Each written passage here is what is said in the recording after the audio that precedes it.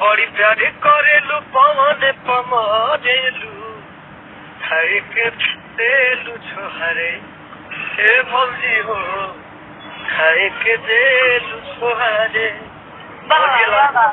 बता दी कि कल हम अपना कंपनी से यानी कि आप लोग कंपनी मीरा म्यूजिक से पोस्टर छोड़ने वाला बनी जो टाइटल के नाम पर चूल्हा अलगे जरी।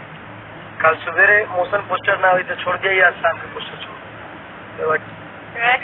तो दोस्तों प्रियांशु सिंह ने अभी बताया है कि पवन सिंह के नए गाने के पोस्टर को यानी चूल्हा अलगे जरी इस गाने के पोस्टर को आज शाम को नहीं तो कल कंफर्म आप सभी के बीच आ जाएगा और पोस्टर के माध्यम से आप सभी को रिलीज डेट टाइम सब कुछ बता दिया जाएगा। ऐसे मैं आप सभी को बताना चाहता हूँ इस गाने को 30 तारीख को आप सभी के बीच रिलीज किया जाएगा। जी हाँ दोस्तों इस गाने को 30 तारीख को रिलीज किया जाएगा मीरा म्यूजिक के यूट्यूब चैनल पे। गाना एकदम ज़बरदस्त और ब्लास्ट गाना होने वाला है।